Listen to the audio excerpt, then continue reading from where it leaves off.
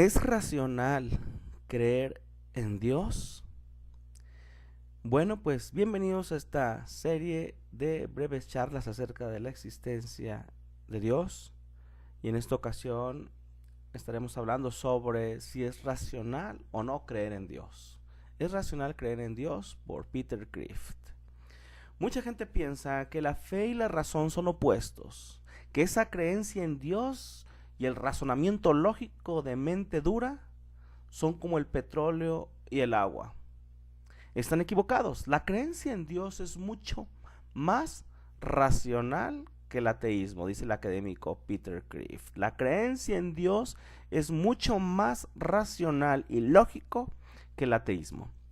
La lógica puede mostrar que hay un Dios. Si miras al universo con sentido común y una mente abierta, verás que está lleno de huellas dactilares de Dios. Un buen lugar para comenzar, de acuerdo al académico Peter Kreeft, es con una discusión de Tomás de Aquino. Sí, escucharon bien. Tomás de Aquino, el gran filósofo y teólogo del siglo XIII. El argumento comienza con la observación, no muy sorprendente, de que las cosas se mueven. Pero nada se mueve sin alguna razón. Algo debe causar ese movimiento, dice Tomás de Aquino. Algo debe causar ese movimiento. Y lo que sea que haya causado eso, debe ser causado por otra cosa. Y así sucesivamente. Pero esta cadena causal no puede retroceder para siempre. Esta cadena causal no puede retroceder para siempre. Debe tener un comienzo. Debe haber un motor inmóvil para comenzar todo el movimiento en el universo. Un primer dominó, imagínense una figura hecha con fichas de dominó. Y debe haber una ficha que empiece toda la serie de eventos, dice Tomás de Aquino. Debe haber un motor inmóvil para comenzar todo el movimiento en el universo. Un primer dominó para comenzar a mover toda la cadena, ya que la mera materia nunca se mueve sola. Una objeción moderna a este argumento es que algunos movimientos de la mecánica cuántica, como la desintegración radioactiva, por ejemplo, no tienen una causa discernible. Pero espera un momento, dice Peter Kreeft. Solo porque los científicos no vean una causa o la causa discernible, no significa que no haya una. Simplemente significa que la ciencia aún no lo ha encontrado. Quizás algún día lo harán, pero luego tendrán que haber una nueva causa para explicar eso. Y así sucesivamente, y así sucesivamente. Pero la ciencia nunca encontrará la primera causa. Eso no afecta a la ciencia. Simplemente significa que una primera causa se encuentra fuera del ámbito de la ciencia. Continúa el académico Peter Kreeft. Otra forma de explicar este argumento es que todo lo que comienza debe tener una causa. Nada puede venir de la nada. Entonces, si no hay una primera causa, no puede haber una segunda causa o cualquier cosa en absoluto. En otras palabras, si no hay un creador, no puede haber un universo.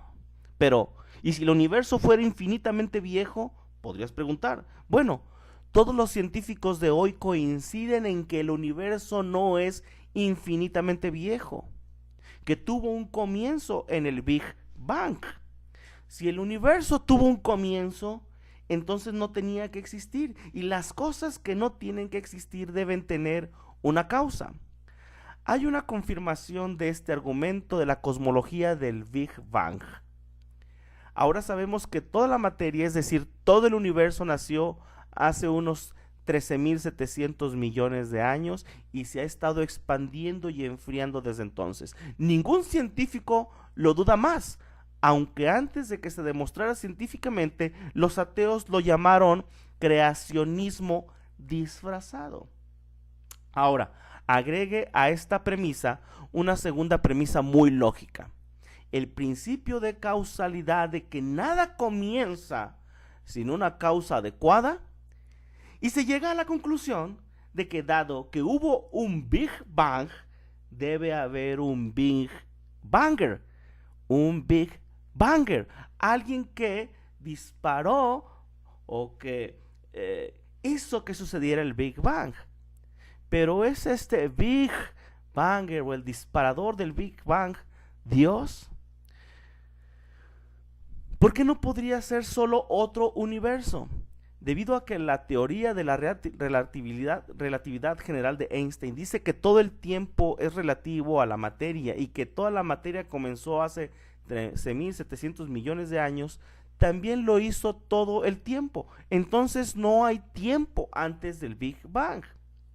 E incluso si hay tiempo antes del Big Bang, incluso si hay un multiuniverso, es decir, muchos universos con muchos Big Bangs, como la String Theory dice que es matemáticamente posible, eso también debe tener un comienzo absoluto. Es lo que la mayoría de las personas quiere decir por Dios. La mayoría de los ateos solamente dice, hay un comienzo absoluto, por no decir que fue Dios.